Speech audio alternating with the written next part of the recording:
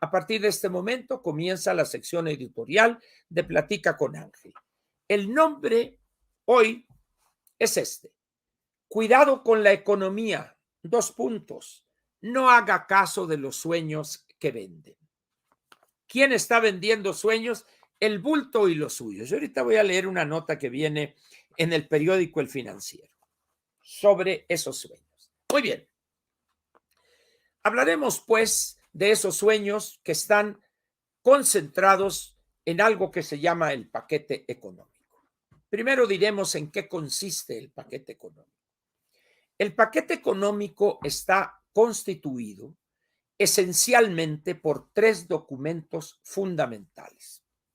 A veces hay misceláneas fiscales que se agregan a esos 3 documentos. Este año no hubo miscelánea fiscal.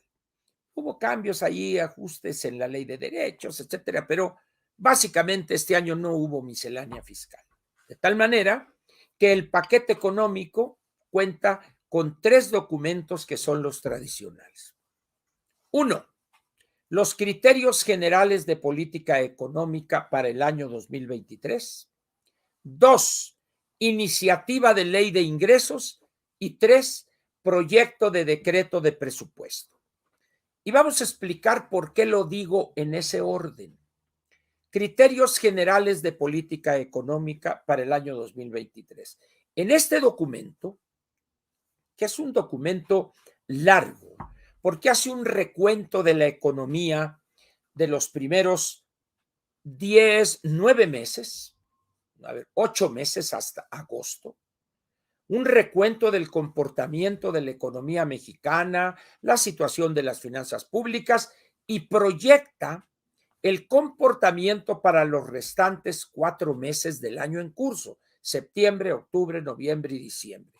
Y luego habla del comportamiento de las más importantes variables económicas, que son pronóstico o proyección del Producto Interno Bruto, de la inflación, paridad peso-dólar, precio de la mezcla mexicana de exportación de barril de petróleo, plataforma de extracción diaria de petróleo en miles de barriles diarios, proyección o proyecto o pronóstico de la exportación de petróleo, miles de barriles diarios de esa mezcla mexicana, tasa de interés promedio en el año, ya dije la inflación.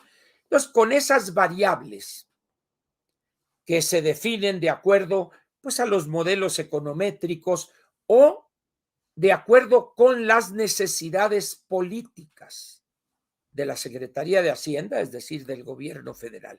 Ese es para mí el documento fundamental del paquete económico. ¿Por qué? Porque de lo que se plantee ahí en ese documento se elaboran o se calculan los ingresos que va a tener o que tendría, si las cosas salen como ahí se dicen, el erario. O dicho de otra manera, cuánto dinero iba a entrar en la buchaca en el año 2023. Esto es importante decirlo porque tiene un orden este conjunto de 3 documentos. Repito, primeramente estamos ante el criterios generales de política económica, donde se fijan las variables más importantes que nos permiten estimar los ingresos y para ello se elabora una iniciativa de ley que es la ley de ingresos. ¿Y por qué es ley y no decreto? Porque requiere la autorización bicameral, diputados y senadores. Muy bien. Aquí tenía yo ese documento. Acá está, creo. Efectivamente. Lo que yo hago con este documento de los criterios generales es que imprimo. A mí me cuesta trabajo leer ya en la pantalla de la computadora.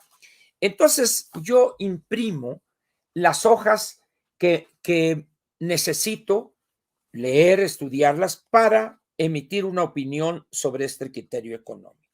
Ahora bien, Hay un cuadro que se llama Resumen del marco macroeconómico o estimaciones de las finanzas públicas. Mire usted, aquí está, principales variables del marco macroeconómico. Y viene crecimiento del PIB, y esto es muy importante, esto que hace aquí Hacienda. Y le voy a decir por qué. El presupuesto de egresos de la Federación es la expresión concentrada de las prioridades del gobierno. Repito, esto es fundamental para entender el papel del paquete económico y, por supuesto, el papel del presupuesto.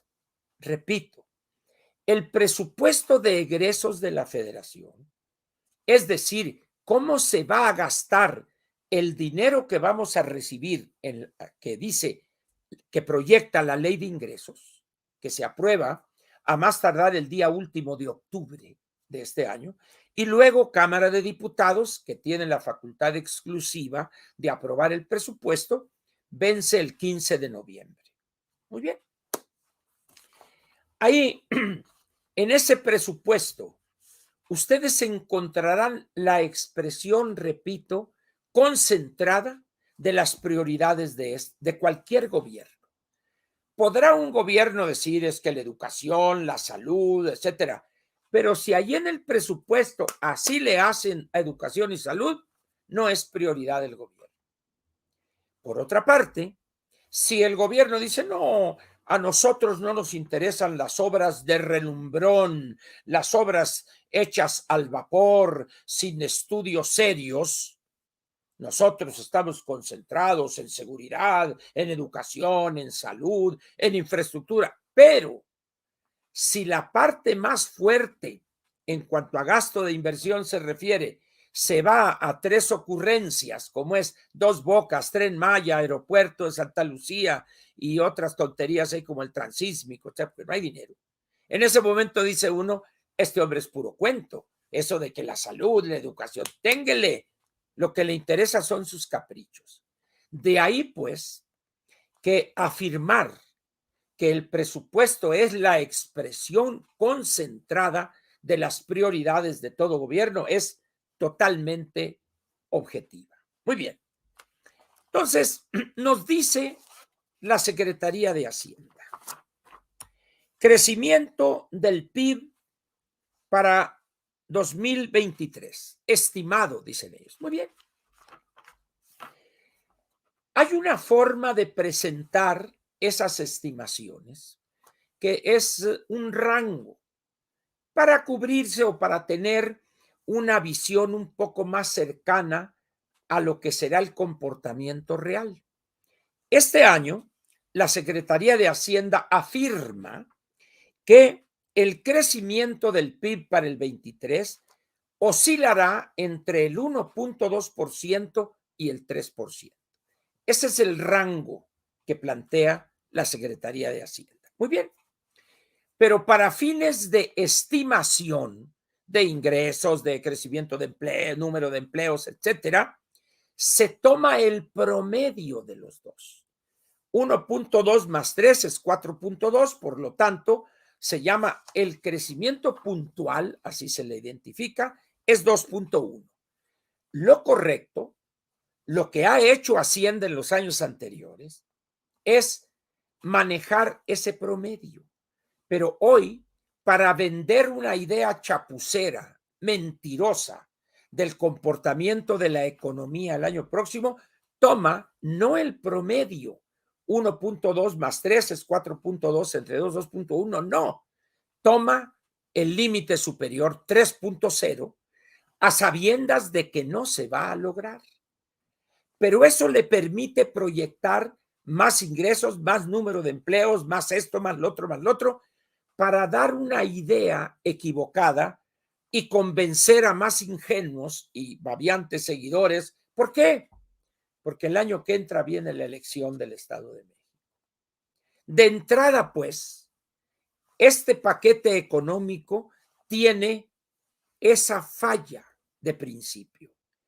Es una mentira tomar el 3.0 como elemento central para proyectar ingresos, creación de empleos, etcétera, etcétera. Desde ahí, el gobierno federal está haciendo chapuza, porque las conclusiones que saque en materia de ingresos son falsas, porque lo correcto era tomar el 2.1, pero ellos, repito, toman el punto 3, el 3.0, el límite superior, e inflan los ingresos. Ahora bien, otra trampa.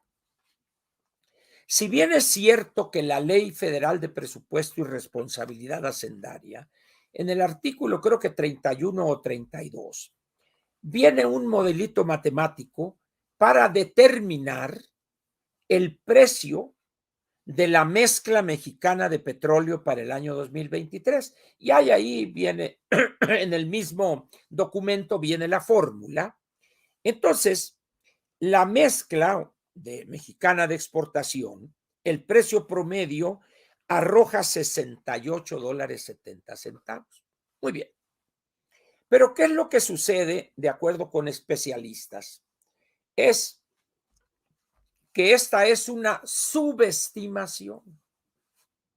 Y dice uno, bueno, Ángel, pero ¿qué importa que sea subestimación si al final el número real del precio de la mezcla mexicana promedio, pues va a significar más ingresos? Ojo.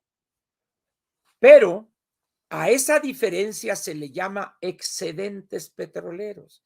Es decir, yo estimo que como consecuencia del número de barriles diarios que voy a exportar por 365 días, da un cierto número de dólares en el año por $68.7. Ese es el monto estimado a recibir. Pero si la mezcla se comporta a 85 en el año, pues ahí hay casi $17, 16.30 por barril. Pero esos excedentes petroleros, que así se les llama, no entran a la bolsa de algo que se llama recaudación federal participable. Y el gobierno puede, a su libre albedrío, utilizar esos excedentes para mandarlos a donde les dé su gana. Ese es el truco. Como pueden ustedes ver, ya llevamos 2 sinvergüenzadas del gobierno. Muy bien. Cuando uno toma este 3.0 como referente para hacer otros cálculos, las cosas ya se empiezan a complicar. El paquete económico, pues, empieza mal y termina peor. Muy bien. Dice la Secretaría de Hacienda, este es un presupuesto austero. ¿Qué entenderíamos por austero? Pues quizá un presupuesto que se ajustaría a los ingresos que estamos proyectando. Es decir, no voy a tener un déficit, tampoco un superávit. Ese sería quizá la acepción de austeridad, es decir, restrinjo mi gasto, es decir, el monto del presupuesto de egresos de la federación, lo ajusto a lo que proyecto yo recibir de ingresos por impuestos, derechos y aprovechamientos en el año. Hasta ahí estaríamos de acuerdo en que es un presupuesto austero. Pero resulta que la Secretaría de Hacienda dice algo diferente. Plantea que va a obtener 7.123.474 millones. Repito, va a recibir el erario o va a captar el erario 7.123.474 millones. Muy bien. Bueno, dice Ángel, pero ¿qué importa eso? Eso es lo que va a recibir y eso es lo que va a gastar. No, señores. El monto total de los ingresos del sector público no van a ser estos 7.1 billones, sino que dice que van a ser 8.3 billones. Y dice uno, oye, ¿Y de dónde sacaron ese 1.2 billones de pesos? ¡Ah! De deuda, de financiamiento. Pero Ángel, si el presidente dice que no van a contratar deuda y no van a endeudarse, pero el artículo 2 de la iniciativa de ley de ingresos dice textualmente que se autoriza al gobierno federal a través de la Secretaría de Hacienda contratar, déjenme ver si tengo a la mano el documento, si no les pido que confíen en mí, no estoy mintiendo, dice que va a obtener, no lo tengo aquí, pero es el artículo 2, donde le autorizan al gobierno federal a contratar para el año próximo un endeudamiento neto, es decir, por encima de 1 billón, de 1.2 billones de pesos. Aquí dice uno, bueno, ¿y para qué quiere tanto dinero? ¿Para qué quiere gastar más? Porque el año próximo el servicio de la deuda, es decir, lo que nos va a costar en intereses y comisiones, la deuda del sector público va a ser como 1.020.000 millones de pesos, pero no tengo dinero, porque los 7.1 billones ya los distribuye en otra cosa. Entonces, contrato deuda para pagar los intereses de la deuda que tengo. Vean ustedes lo absurdo de esta posición. Vamos a ejemplificar con una persona física. Bien, el año próximo, Ángel Verdugo calcula recibir de ingresos por su trabajo 1 millón de pesos. 1 millón de pesos. 80 y tantos mil pesos mensuales. 83 mil pesos mensuales. Muy bien. Pero dice Ángel, con esa austeridad que lo caracteriza, pero voy a gastar, proyecto gastar 1.100.000 pesos. Oye, Ángel, ¿pero cómo es eso? Pues no que eres muy austero. Pero voy a pedir un financiamiento por 100.000 pesos para pagar los intereses de las tarjetas, de esto y del otro. Oye, pero eso es muy peligroso, pero se siente bonito. Así está este gobierno. Plantea recibir 7.1 billones de pesos, pero dice que va a tener que gastar 8.3. Entonces, ¿dónde está el otro 1.2? Lo pide prestado. Vea usted el peligro de este presupuesto. Recibe 7.1, pero le falta 1.200.000 millones de pesos. Los pide prestados. ¿Para qué? Para pagar los intereses de la deuda que ya tiene contratada. Ese es el gran peligro de este presupuesto. Pero luego viene una perla que vale la pena dar nota de ella. Vamos a ver. ¿Dónde quedó este periódico, El Financiero? Vamos a ver. Dice este inútil del subsecretario Llorio, que es el que da la cara, el otro quién sabe dónde andará si ya se fue de puente. Dice, ¿es viable el paquete económico? 2 puntos. Llorio, que es el apellido del subsecretario. Muy bien.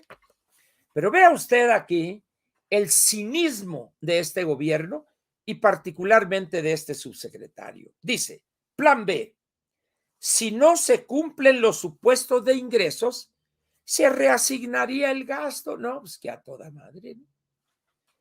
Pese al pesimismo que analistas económicos han manifestado sobre el programa de 2023, no es pesimismo, es objetividad.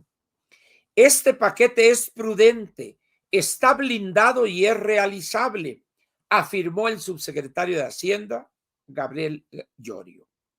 En entrevista, indicó, fíjense ustedes, el cinismo, que en el caso de que no se cumplieran los supuestos de ingresos, Hacienda, que son muy truchas, tiene un plan B reasignar el gasto o pausar inversiones, es decir, posponerlas o mandarlas a quien sabe, patear el bote, pues no se puede incurrir en más deuda.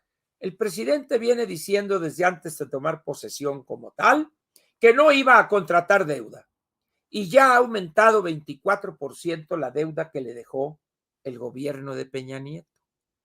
Y cuando este hombre dice, es que ya no se puede incurrir en más deuda, pero ¿cómo no? Pues si ahorita están pidiendo, le están autorizando el Congreso 1.2 billones de pesos.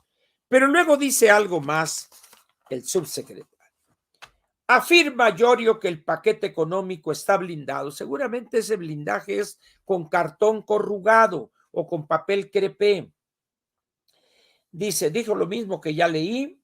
Dice, en el caso de que no se cumplan los supuestos, pues sería reasignar el gasto, toda vez que no se puede incurrir en mayor endeudamiento que el autorizado por el Congreso. Es decir, que están convencidos de que van a gastar incluso más, pero esa reasignación, ¿qué significa? Que le van a quitar a salud, a educación, a infraestructura, a seguridad pública. ¿Para qué? Para enviarlo a Dos Bocas y a Tren Maya fundamentalmente. Ese es el plan B. Dice, pero ¿cómo es posible si el sistema de salud pública y el sistema de educación pública están ya en los puros huesos? No importa. Pero lo inamovible en este paquete económico, ¿cuál es? Los caprichos del presidente. En esas condiciones, pues, todo lo que se diga de este paquete económico es una tomada de pelo. No va a captarse estos ingresos, estos 7.123.000.000.000 de pesos, no se va a captar. ¿Y cuál va a ser lo fácil? Le quito algunos programas en salud, en educación, en infraestructura. Como dice Llorio, vamos a pausar las inversiones. Ese verbo no existe en español. Yo pauso, tú pausas, él pausa. No, eso no existe. Lo que está diciendo es que van a suspender obras, inversión pública, para llevarse ese dinero proyectado al Tren Maya y a Dos Bocas. En esas condiciones, ¿qué significa? Simple y sencillamente que no vamos a crear tantos empleos, no vamos a captar tantos recursos, no vamos a esto y al otro y al otro. Y ahí le va la otra mala noticia.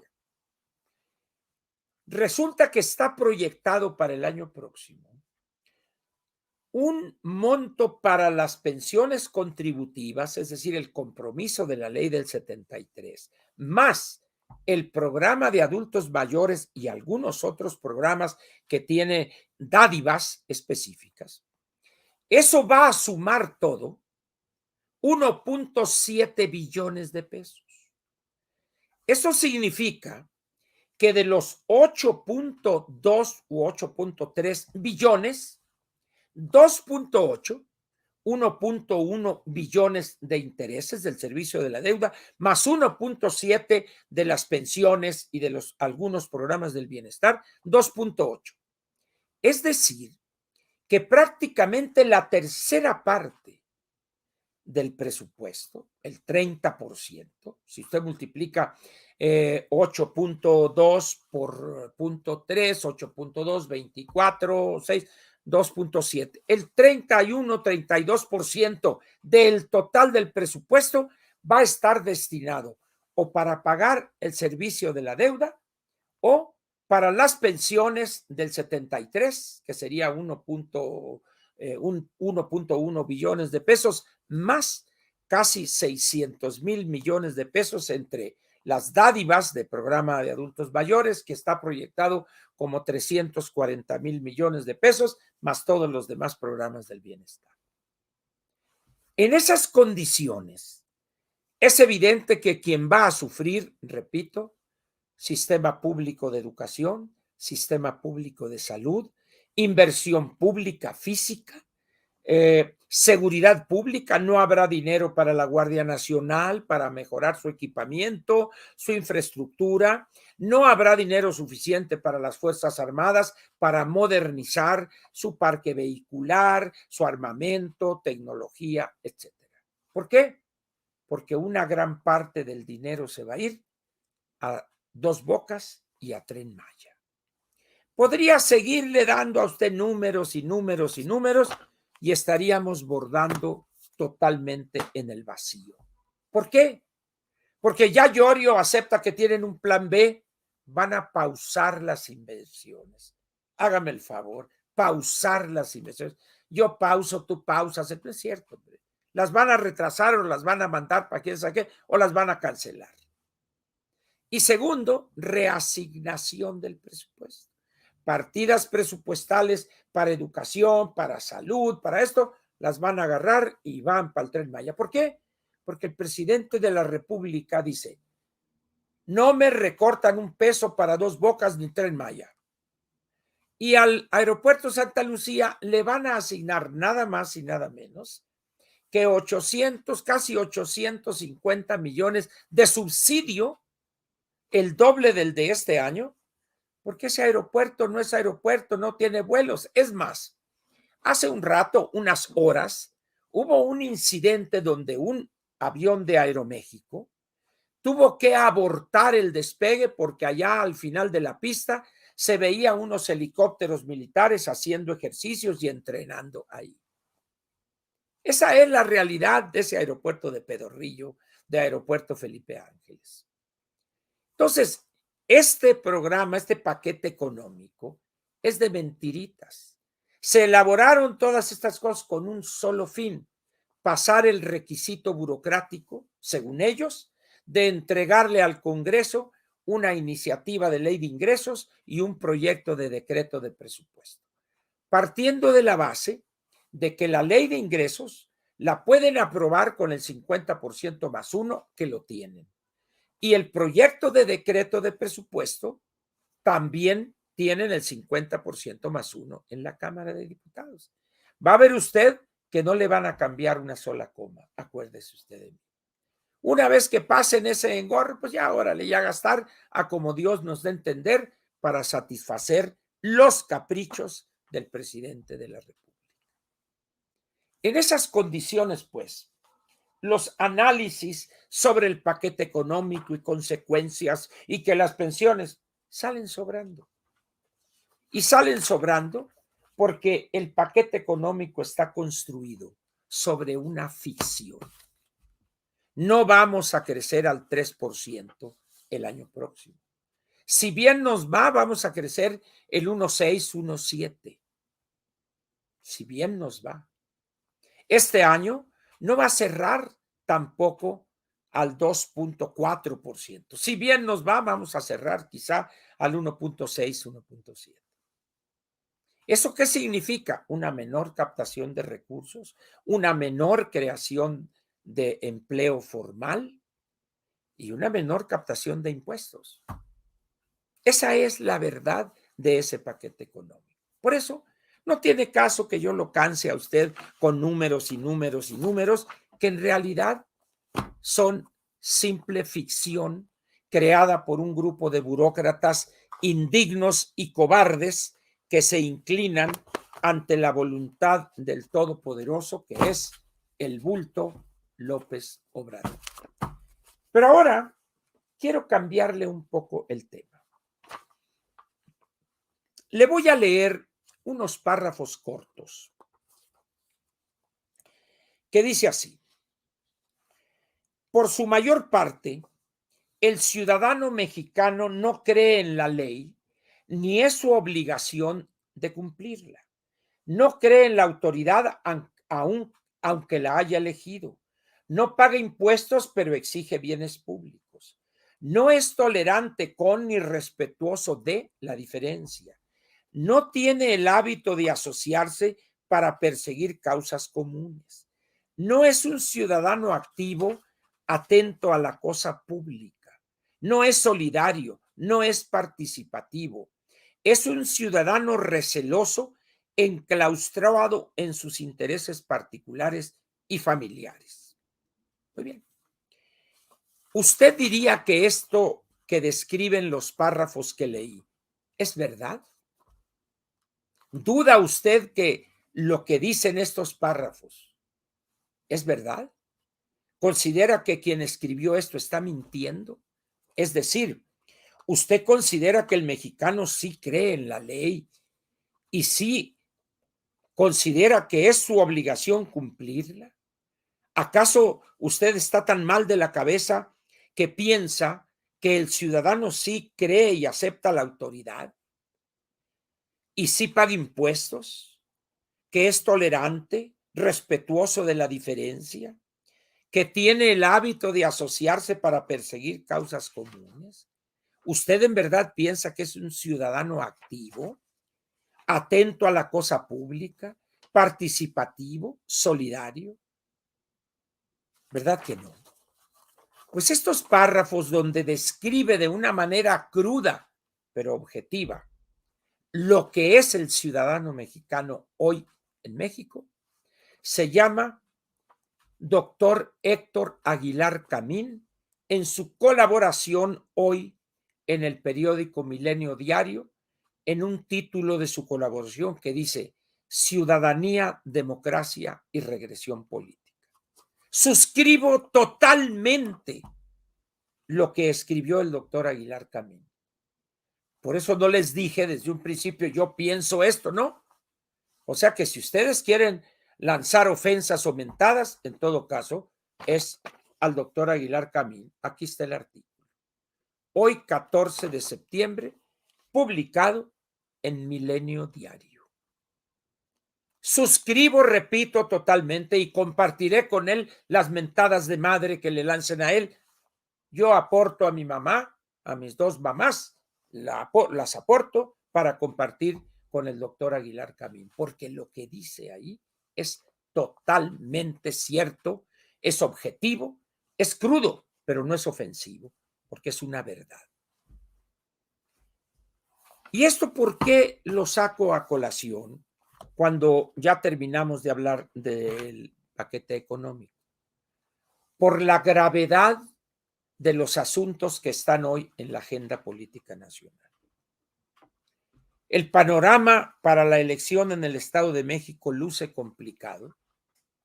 Parece que la decisión del bulto y los suyos es hacer lo que sea para no perder, para no ser derrotados el primer domingo de junio del año 2023.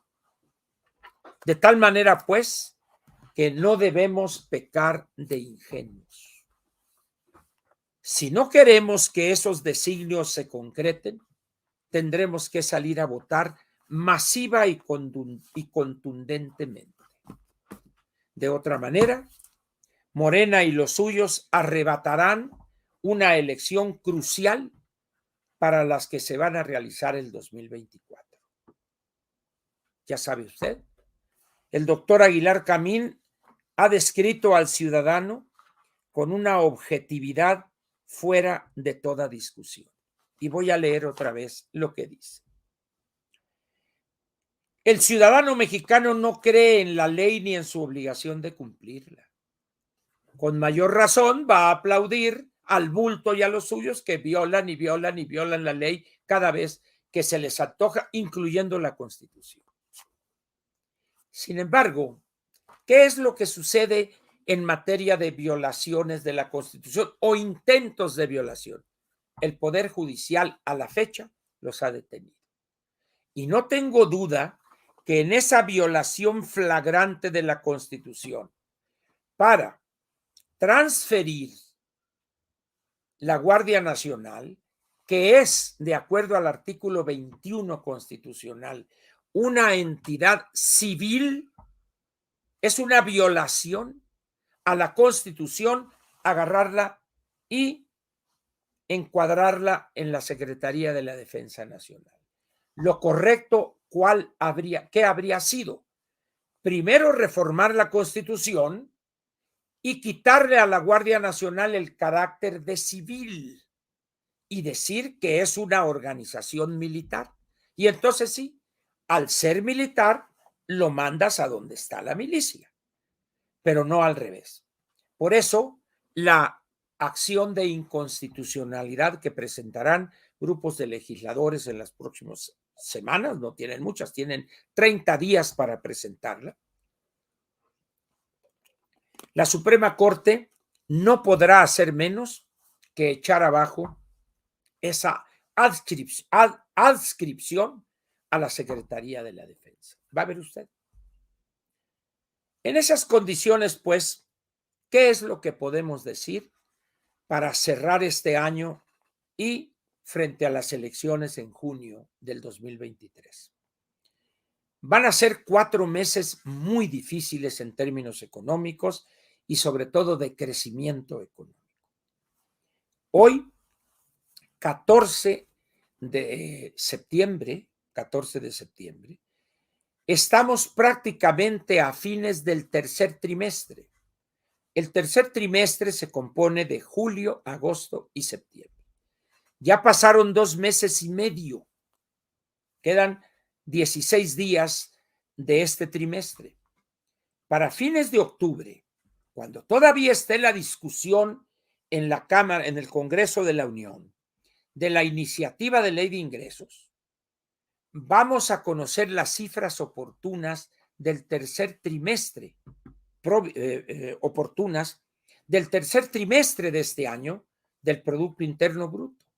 Y ya tendríamos, con las cifras oficiales del primer semestre, más las oportunas del tercero, ya tendríamos un panorama casi completo de cuál será el comportamiento del PIB para el año 2022.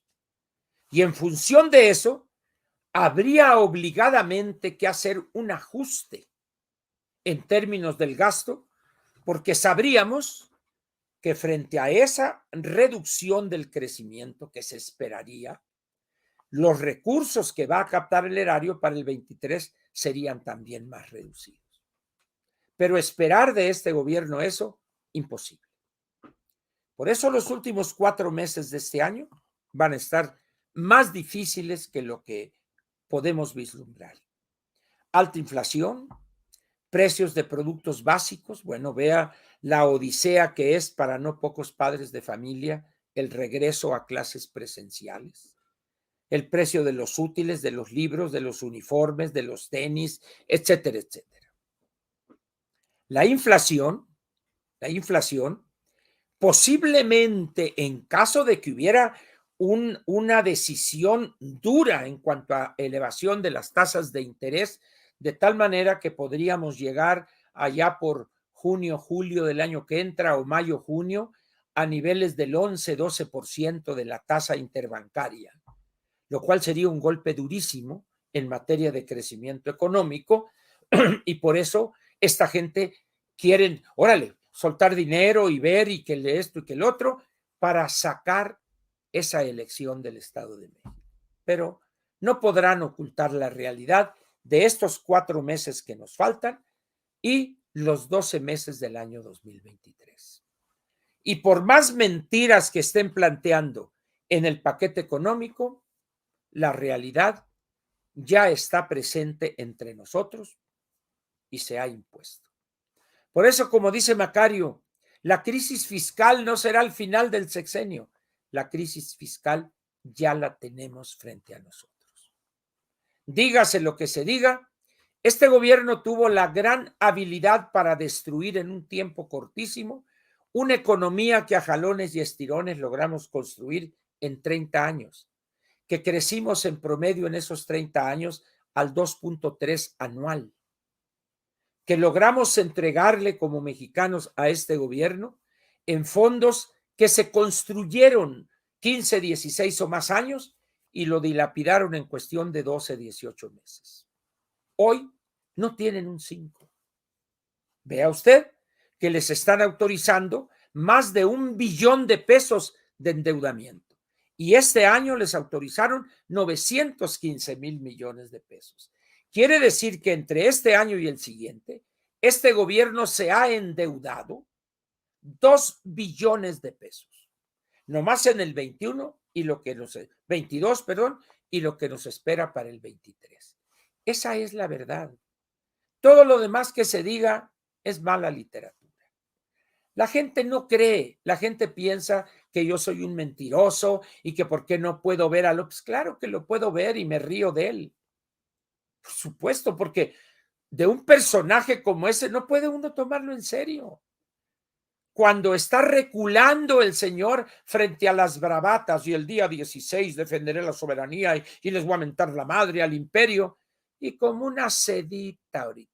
Voy a hablar de paz, no de Octavio Paz. Ahora quiere pacificar el planeta, el señor, cuando no puede pacificar la Ciudad de México. Pero ahora viene el último punto, rápidamente. El año pasado este hombre ofendió a los mexicanos invitando, como en su calidad de invitado de honor, en el desfile o en un discurso que pronunció ahí, a este dictadorzuelo, títere de Raúl Castro, Miguel Díaz-Canel, un hombre con las manos manchadas de sangre, un hombre que encabeza un gobierno dictatorial que sentencia a 25 años a un joven porque compuso una canción que se llama Patria y Vida. Pero este año ahora sí se voló la barda. El invitado especial es un narcotraficante juzgado y sentenciado que es Evo Morales.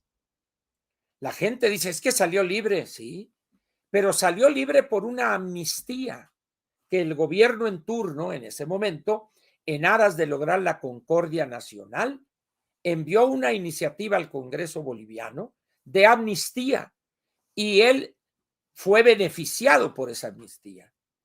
Pero como cocalero y productor de coca y vendedor de hoja de coca a narcotraficantes de Ecuador y Perú, Colombia, perdón, el señor fue capturado por los delitos cometidos, fue juzgado y sentenciado.